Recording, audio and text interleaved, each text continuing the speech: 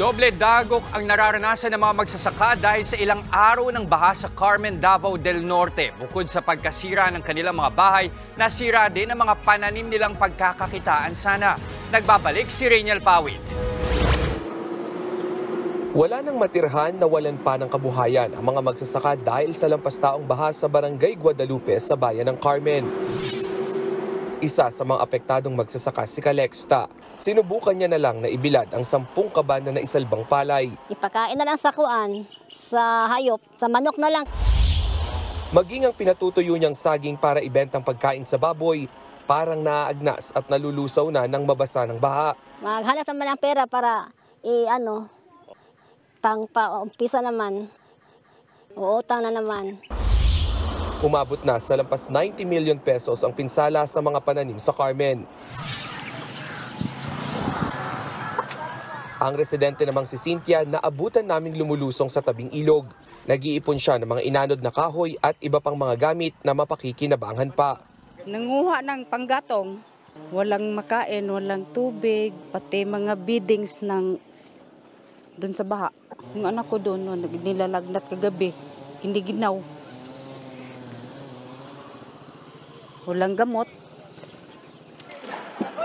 Dahil bukas na muli ang mga kalsada, agad nagpadala ang LGU ng pagkain, tubig at gamot sa 20 barangay ng Carmen.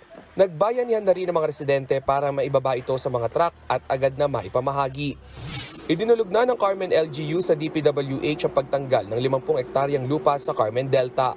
Ito ang naipong lupa na tinubuan na ng bakawan sa exit point ng kanilang tubig mula sa ilog palabas ng dagat. Isa raw ito sa nakikitang dahilan sa malawak ang pagbaha. Babanggitin din daw nila ito sa pagdating ni Pangulong Bongbong Marcos sa Davao City ngayong araw. Very optimistic ako na kung bumaha man, hindi na talaga magbabackflow dahil libre na ang agusan papunta ng dagat. Ang importante na maklear natin yung delta ng Agom Liboganon River Basin na sa bayan ko. Wala rin daw magiging problema sa mga bakawan na nakapalibot sa ilog dahil pwede naman daw itong ilipat. Sa tala ng Office of Civil Defense, umakyat na sa 18 ang patay sa buong Davao Region, habang 4 naman ang nawawala. Kasabay ng pagbaha, tumaas din ang kaso ng leptospirosis sa Davao Region. Simula January 1 to 27, 34 na leptospirosis cases ang naitala sa rehiyon. 48% na mas mataas ito kumpara sa kaso sa parehong panahon noong 2023. Meron po tayong 2 patay pero hindi po ibig sabihin na confirmed cases po yun. Reported leptospirosis, kasali po sa reported po natin, would be suspect and yung confirmed. Nagbabalita mula sa Frontline, Rainiel Pawid, News 5. Mga kapatid, Jess De Los Santos po, huwag magpahuli sa mga umaaksyong balita at napapanahong issue sa bansa. Para sa mas malawak na balitaan, mag-subscribe at mag-follow sa social media pages ng News 5.